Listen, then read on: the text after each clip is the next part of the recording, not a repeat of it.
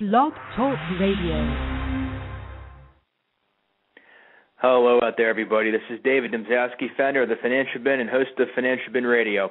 Before I introduce you to our guest tonight, let me remind you about Entrepreneur Intervention, Triumphs and Failures of Entrepreneurs. The book debuted in November 2011, and so far we're receiving some great feedback. We're looking to get Entrepreneur Intervention into colleges and universities and also some entrepreneurial groups and associations as part of their curriculum, and we will update you on that at a later date. You can pick up your copy for just 99 cents on Apple's iBookstore, on Kindle, Nook, and also on Sony Reader. It's also available in paperback at Amazon and CreateSpace. You just go to financialbin.com, click on the book section at the very top next to the login button for more information. Now, let me introduce you to today's guest. His name is Carl Phelps. Carl is the co-founder of Confidently, an online community that helps connect college students and recent grads with top opportunities at awesome employers. Please join me in welcoming Carl to the program. Carl, thanks for coming on Financial Bin Radio. Thanks, David. Glad to be here. Perfect. Well, let's get right to it. The first question I have for you is, can you give the listeners a brief description of what you did prior to co-founding Confidently? Yeah. Well, when I co-founded Confidently, it was the spring of 2009, and I was actually in my senior year of college at RIT in Rochester, New York. So really, prior to co-founding Confidently, I was just a typical college student, kind of living it up, and I guess just trying to figure out what I was going to do with my life. So now what led you to kind of becoming an entrepreneur and going that route instead of maybe taking a usual job? Did you start out at a job and kind of do this on the side, or could you tell us? Yeah, sure. Yeah, definitely. Well, one of the things about RIT is they had this really great co-op program, and they were kind of involved in startups and things like that. And I had gotten this good co-op at a small business in a incubator, essentially a business incubator, and I really became surrounded with a lot of other small businesses and sort of all different shapes and sizes, and I think that really turned me on to it. Before that, I really never imagined myself starting a company or even working for a small business. And so I think, really being around it really helped me get into it. The other thing that I did was after I started to get the interest, I took an entrepreneurship class. And they had these really good practical classes, and this was one of them where you sort of worked with a group throughout the semester to kind of develop a business plan. And it was funny, I was really interested in learning the material, but also, maybe developing some relationships and seeing where it went beyond just the class in terms of what we developed. And unfortunately, as what kind of happens, I think the team that I was, with in that class weren't perhaps as interested as I was in sort of the long term, actually starting a company. But I was actually pretty fortunate because that was during the winter right before I started Confidently, and right after I finished that, a good friend of mine who actually took a similar class instead of a digital entrepreneurship class really developed the concept for Confidently in a similar way, that I did in my class, and he approached me to sort of join his team after the class was over as kind of the marketing guy. So that's really how I got into it. So Carl, can you tell us about the company? How does it all work? Sure. Well, I think from the beginning we really approached building Confidently as solving a problem, which I think is really a good practice whenever you're going to start a company and you're serious about it. And the problem that we really saw was that a lot of our colleagues, our classmates, were having a hard time finding a job. And now that was partially to do with, the poor economy and things like that. But I think more than that, even if people were finding a good job or internship, the tools they were using were really frustrating them. And I think we kind of looked at what you typically think of as big job boards today online, and we saw a lot of room for improvement. I think one of the biggest things was a lot of these big job boards were developed in kind of like the dawn of the internet age, which, it's kind of eons ago in terms of, internet time. And I think that the way sort of the so-called Generation Y uses the internet now and what they expect from, sort of immersive websites really leaves a lot to be desired on some of these other big job boards in terms of usability Sure. and things like that. So that's really how we came at it. If I could continue, I think, two things that we really wanted to do.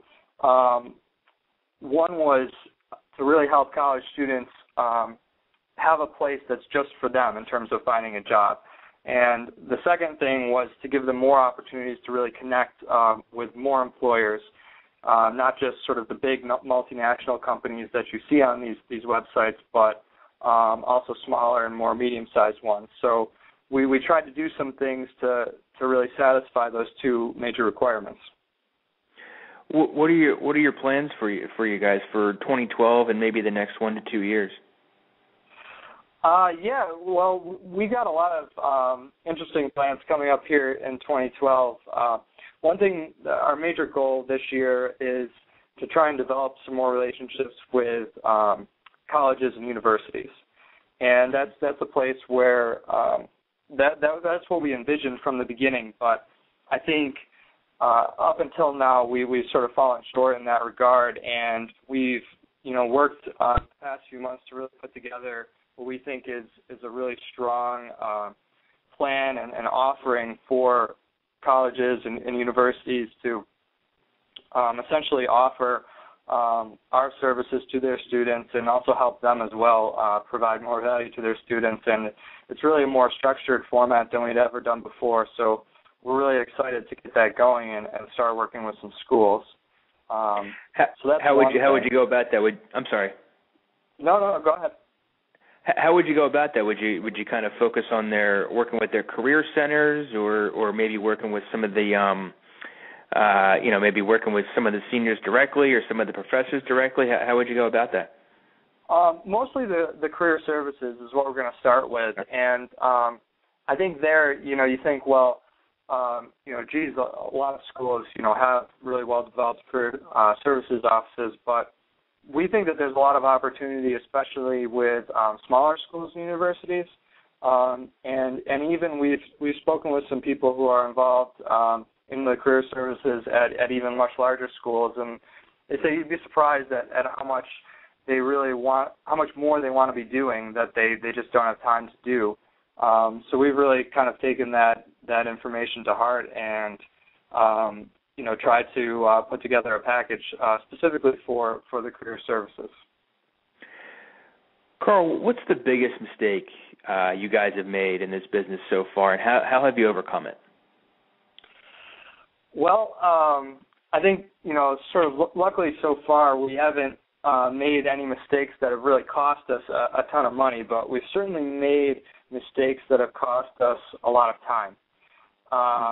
And I think that a lot of that came in the development process of the website. I would say our biggest mistake was in the beginning when we were building this website. There's just three of us, and we felt like we were all business students and that we needed really some, I guess you could say, professional or more in-depth development help and talent. And so we really went out and we got a lot of people who we thought could really help us build the site. And as it turns out, I think looking back on it, there was a lot that we could have done ourselves, and we ended up having all these hands come in here and do little pieces, and people weren't really as committed as we were, and it just kind of got pretty messy, and we ended up wasting a lot of time. And so, I don't know, I think that the lesson there is to just, focus on your team and know that, you're the guys who really want to make this happen. So try and do as much as you can yourself. Now, talking about the website specifically, can you tell us a little bit about the feedback and maybe some of the press that you've received? Sure. Well, we've been pretty fortunate that, most people who go to the website really love the concept as well as kind of the usability and the look and feel of it, and that's always good things to hear. And I think that that's really important. I think when you're a small business and you need to look a lot bigger than you are, but not necessarily sort of like the big clunky business. You want to look new and exciting as well, but I think being polished really helps a lot with credibility. And so that's something, we've really tried to do, and I think we've done well. We've gotten some press in the major newspapers here in town, also on a variety of blogs. I think when I first looked at PR opportunities, I really immediately realized that since we were this online company, I wanted to get a lot of press from sort of the digital PR channels. And we've been fairly successful at doing that, but we still have a lot more opportunity out there, so we're still kind of digging away at it. How'd you go about forming those relationships with the digital media? Well, first of all, you got to figure out who it is that you want to target, and I think that it's really important to take your time. I think people rush into it. They look at a site, say, oh, it'd be great to be on there, and then, they call somebody up or send an email without, really having a sort of quality approach. And I think you got to look at it and identify areas and authors, specific authors or bloggers that you think have written about similar things as what your article would be about. And also, a lot of times these sites will have specific categories or things like that. And I think that you can really catch somebody's eye if you show that you really looked at their blog or publication. And so that's definitely something that you want to do. And mostly, so I just took my time, did my research, and then, sent an email or made a phone call. And I think the second key part of it is following up. I would follow up with some of these blogs, 3-4 times, and eventually a lot of them would get back to me. Yeah, I like how you mentioned, not just blindly sending emails or just making some cold calls without doing some research beforehand. I think a lot of people will do that, and then they'll get dejected, saying, "Oh, no one wants to, look at what I'm doing, or no one wants to help me out." When really, you just got to take some time and show an interest in someone else first before they're going to show an interest in you. So I like your approach there. Absolutely. Yeah. So now you mentioned some partnerships. You mentioned some of the press you received and how you went about that. Can you tell us a little bit more about any of the other partnerships, maybe outside of just maybe the schools, and how'd you go about forming those, and how have they benefited you? Yeah. One area where we really wanted to make sure we had some relationships was with recruiters and mainly job search experts. And there's a lot of these people out there online that provide, great advice for anybody looking for a job, and some specifically for our target, which is college students and recent grads. And, they usually have blogs and some types of services that they offer as well, whether it's, paid content or some type of coaching or consulting. So we really wanted to pick out some that we felt were sort of top-notch, that we liked, and that we could have a more personal relationship with. And we've begun doing that, and we have this section on our website called Get Confident, and it's a resource center. And part of that is something we call Confidently Certified, where we list out these job search experts that we like the best, and we tell people why. And our members actually receive a discount on at least one of their paid services for these people. So we think it's a sort of mutually beneficial relationship, and we've got a couple of people on there now, and we want to continue to expand that this year. Carl, can you touch on maybe some of the mentors or consultants you guys have had in the beginning, and maybe who you're consulting now and consulted with in the past? Sure. Well, in the beginning, when we started the company, as I said, we were still in college, but we were towards the end of it, and so we had a lot of relationships with some key professors that we felt like were good people to talk to about the company. And we actually, our first few months of running the company, we were also getting this entrepreneurship type of credit for it, and part of that program was meeting regularly with a professor just once a week to talk about our progress. And so that was, I think, fairly useful in the beginning. And I think once we graduated and we wanted to continue to work on the company, we all sort of went to various people we were working with at I guess our day jobs and things like that. And I had a former boss named Graham Roberts who I went to several times, and he runs a fantastic company. Anybody who's looking for some good marketing advice, he's got a lot of great stuff on his website called growmotor.com. And so I always went to him. He was just somebody I knew, who I knew would sort of give me the straight answers and was going to be very intelligent. So I think it's just people that you know in your personal circles. And in our case, we had the advantage of being in school when we started it, so professors certainly helped a lot. Carl, to kind of wrap up here, what is one piece of advice you can pass on to Generation Y entrepreneurs, basically entrepreneurs in both of our age groups? What would you tell them? Well, I think one of my favorite sort of authors and people to read on kind of entrepreneurship and business is a guy by the name of Felix Dennis, and he sort of made his fortune in the magazine publishing industry, and he talks about this idea of having a tiger chained to your ankle, and he's talking about ambition, and he's saying that essentially some people have it and some people don't, and if you have it, you know that you have it, and the only thing you can really do is sort of feed your tiger. And so I think that my advice for Gen Y entrepreneurs would be like, hey, if you're interested, you got to just go for it. I think that a lot of times people start second-guessing themselves and they say, I'm wasting my time here, like starting this business. But I think if you stop, you're only going to wish that you had kept going or that you started something else. So my advice would be, don't worry about that stuff and just go for it.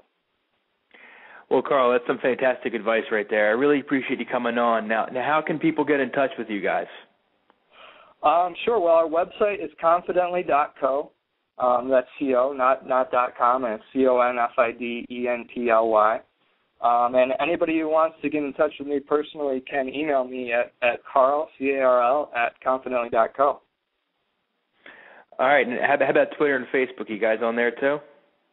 Oh, of course, yes. We got Twitter and Facebook and a LinkedIn group as well. Fantastic. Well, Carl, I really appreciate your time, and, thanks for bearing with me there with some technical glitches, but glad to have you on and some really great advice. I really appreciate it. All right. Thank you so much, David. All right. You take care. All right, everybody, that was Carl Phelps from confidently.co. Remember, that's .co. Remember, some people, I think, still confuse the .co and the .com, so remember to take a look at that. They're on Twitter at Go Confidently, and you got to search for them on Facebook as well. So I really appreciate you guys hanging in there with us and hearing Carl tonight. He really gave some great advice. Now, I want to remind you, Entrepreneur Intervention, remember to check it out. Go to financialmin.com, click on the book section. And also, I want to make a quick announcement here. We have Wealth Intervention, which we plan to debut later this year, end of June, I think, is when we're kind of shooting for that. So we're really looking for some contributions for that right now, too. And basically what we're trying to do is, for those who have accumulated their wealth, whether via their own company or whether they inherited it or something like that.